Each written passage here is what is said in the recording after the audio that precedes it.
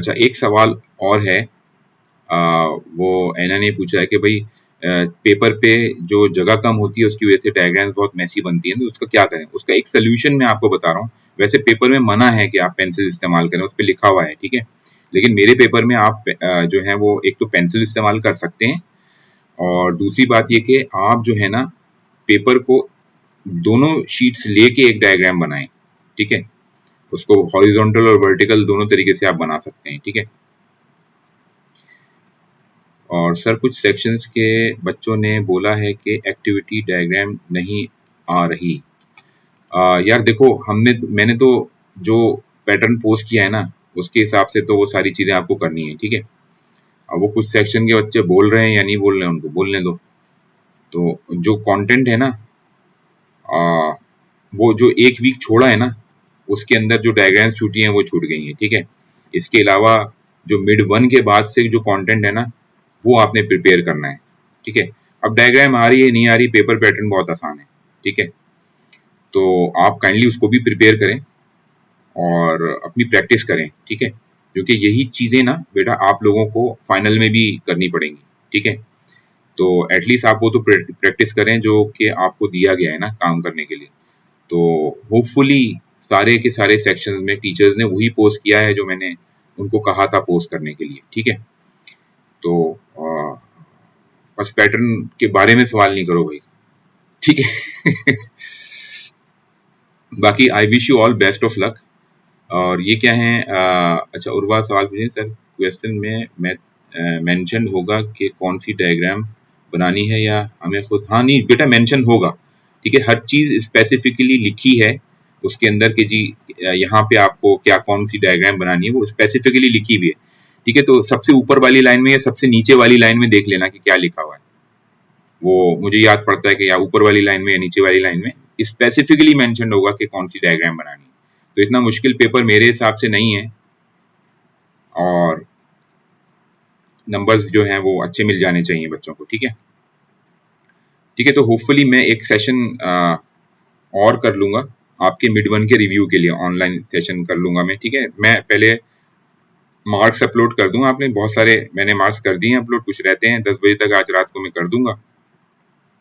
उसके बाद अगर कोई बच्चा पूछना चाहेगा ना कोई मतलब सवाल वगैरह या पेपर से रिलेटेड के जी उसके मार्क्स क्यों कम है क्या है, तो होपफुली कोई एक तो पहले पूछेगा ही नहीं क्योंकि मार्क्स अच्छे होंगे सबके, ठीक है? और अगर इन केस अगर कोई है भी तो अभी वो कर ले आज रात 10 बजे, या फिर बाद में भी हम और फर्दर कि अगर वो पेपर की वजह से बिजी है नहीं आ सकता है तो कोई मसला नहीं है, हम बाद में भी उसका रिव्यू रख देंगे, ठीक है? तो वो आप वो कर लेंगे, ठीक है?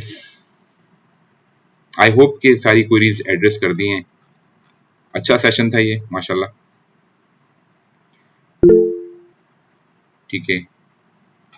सर बस एक चीज़ बता दें कि जब वो सीक्वेंस डायग्राम आता है तो उसमें सिस्टम सीक्वेंस डायग्राम के साथ मिला के बनाना है या उसका वो मॉडिफाइड वर्जन? वो लिखा हुआ होगा उसमें।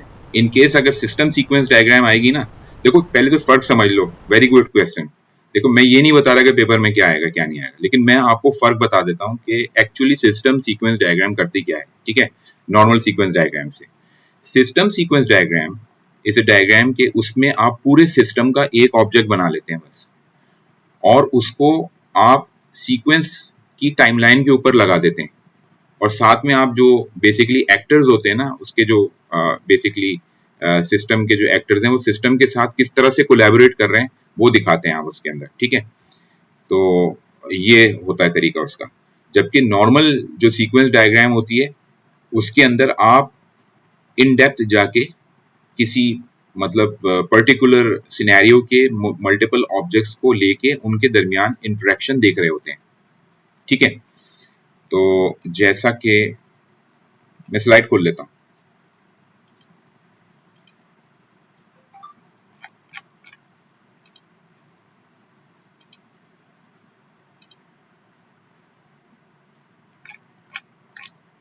It could be possibly in 8, I think 8 में।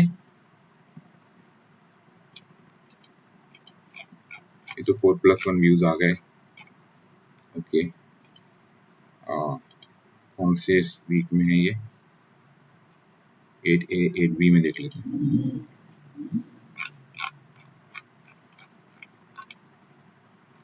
देखो ये सिस्टम सीक्वेंस यहाँ पे बनी हुई है, ठीक है, यूज केस सीक्वेंस डायग्राम नहीं, हाँ ये रही सिस्टम सीक्वेंस या यूज केस सीक्वेंस, ठीक है। तो ये यूज केस है and that is a use case sequence diagram.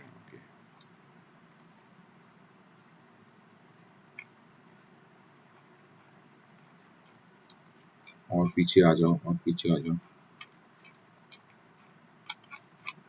यार। सिस्टम सीक्वेंस की कोई मुझे हेल्प आउट करेगा कि कौन सी स्लाइड में थी एक्चुअल एग्जांपल, किसी को याद है? काइंडली मुझे जरा रिमाइंड कराओ कि मुझे कमेंट करके स्लाइड नंबर, वो वीक नंबर बताओ, सीक्वेंस नंबर का, सिस्टम सीक्वेंस किसमें बताई थी मैंने?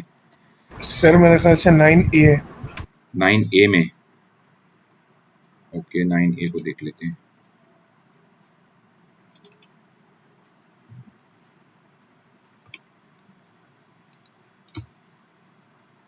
हाँ ओके, सिस्टम सीक्वेंस इसमें है, ठीक है। आगे चलते हैं, आगे चलते हैं।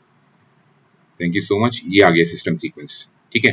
देखो तो सीक्वेंस एक्चुअली होता क्या है कि एक्टर्स का और सिस्टम एज एन ऑब्जेक्ट का इंटरेक्शन दिखा रहा है आपको, ठीक है।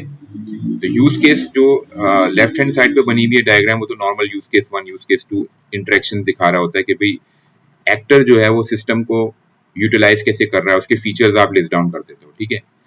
और यहाँ पे एक्टर्स और सिस्टम का इंटरेक्शन ये दिखा रहा है, और सिस्टम को एज एन ऑब्जेक्ट बना लिया है। लेकिन यहाँ पे अब टाइमिंग भी आ रही है, क्योंकि यूज केस में हम टाइमिंग नहीं दिखा सकते ना। यूज केस में जस्ट बस लॉग इन कर रहा है, फिर आगे जो है वो प्रिंट कर रहा है, आगे जो है वो प्रोफाइल चेक कर रहा है या चेकआउट कर रहा है, तो उसमें टाइमिंग का एलिमेंट पता नहीं चलता है use case, normal use case diagram में।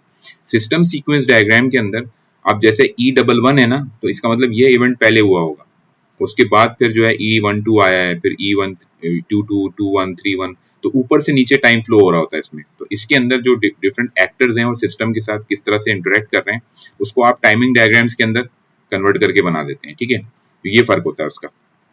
तो ये रादर बहुत आसान है, तो आपको जो आने वाली होगी डायग्राम, तो वो इतनी आसान तो शायद ना हो, ठीक है। मैं बता नहीं रहा हूँ आपको कुछ, लेकिन बहरहाल जो कुछ भी सिलेबस में है वो तैयार कर लो, ठीक है। आपको आना चाहिए, conceptually you should know that, ठीक है। तो अच्छा, अब जवाब मैंने आपकी क्वेरी को आंसर कर दिया है सर। सीक्वेंस में जो वर्टिकल लाइन ड्रॉ करते हैं, तो हर सीक्वेंस डायग्राम को एक नाम देते हैं, ठीक है। और वो नेम एंटिटी क्लास और बाउंड्री क्लास से ले सकते हैं, जी बिल्कुल ले सकते हैं, बिल्कुल। In case of an ECB आप वो ऊपर ईसीबी लगा सकते हैं, आप एंटिटी कंट्रोल और बाउंड्री से दे सकते हैं। इन केस अगर आपको कहा हुआ हो कि ये बेसिकली ईसीबी के सिनेरियो में आपने करना है, अदरवाइज आप नहीं करेंगे वो काम, ठीक है। एंटिटी कंट्रोल और बाउंड्री फिर आप नहीं लगाएंगे, वो आप फिर नॉर्मल ऑब्जेक्ट्स को जो है ना वो आइडेंटिफाई कर रहे हो, ठीक है। ए वेरी गुड क्वेश्चन जवाब अगेन, कि आपने बहुत अच्छा क्वेश्चन पूछ के ये चीजें क्लियरिफाई कर दी, ठीक है। अगर सिनेरियो में होगा ना कि ईसीबी के थ्रू आपने बनाना है, तो आप ईसीबी के थ्रू करेंगे। अगर लिखा हुआ नहीं है तो आप ईसीबी नहीं लगाएंगे उसके अंदर, ठीक है। जबरदस्ती ईसीबी नहीं लगा देना, सिनेरियो में बताया हुआ होगा कि जी आपने ईसीबी को यूज करना है, ठीक है। ठीक है, जवाब क्लियर हो गया।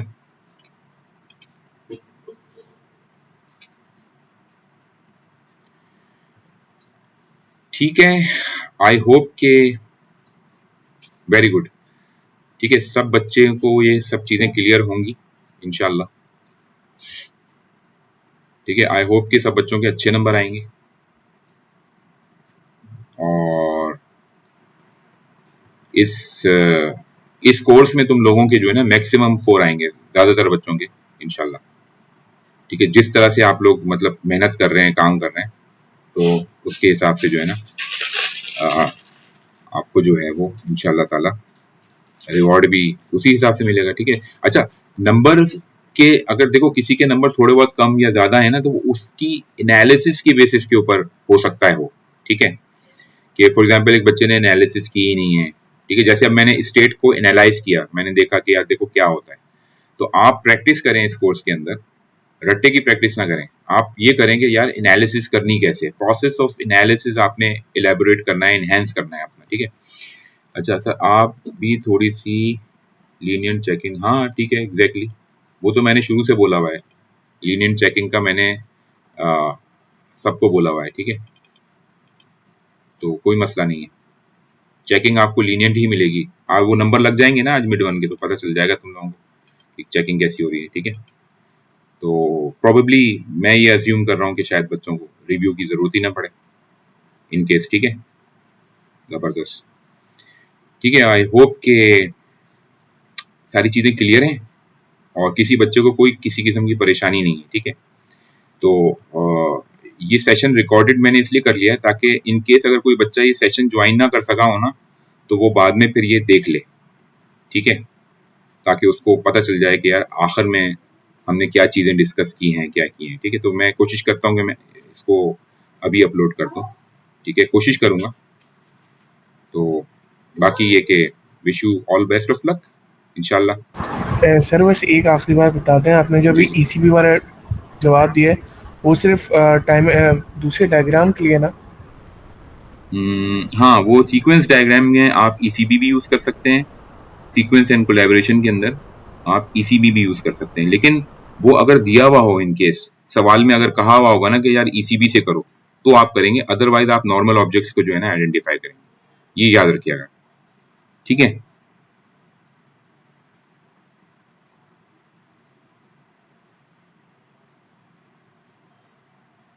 सही है, ऑल गुड।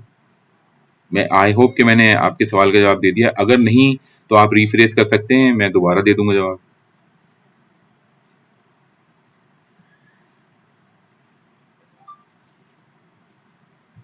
सही, ओके, अच्छा ठीक है, सबको मैंने दे दिया जवाब। यार सनी तुम्हें कोई मैंने एक तस्वीर देखी थी, तुम्हें क्या वो तुमने रेक्टर लिस्ट वगैरह में आए हो तुम्हें ना, ऐसे ही है? वेरी गुड, कॉन्ग्रेचुलेशंस, माशाल्लाह, बड़ी खुशी हुई सुन के, अच्छी जीपीए चल रही है तुम्हारी, ठीक है, सही है। होपफुली आप लोगों की सारी क्वेरीज एड्रेस कर दी। ये सेशन इसलिए जरूरी था क्योंकि ऑनलाइन क्लासेस में ना कोई बच्चा देर से, ज्यादातर बच्चे देर से आते हैं ना, तो वो फिर शुरू की चीजें मिस कर जाते हैं। तो अच्छा हुआ तुम लोगों ने ये सारी चीजें जो एम्बिग्यूटीज थी वो पूछ ली, तो अब जो चीजें मिस हुई होंगी ना बच्चों की प्रीवियस क्लासेस के अंदर, तो वो इस ये जो सेशन में अपलोड करूंगा तो उसमें कवर अप हुई भी होंगी, ठीक है। तो thank you so much and wish you best of luck, ठीक है, ओके, अल्लाह हाफिज।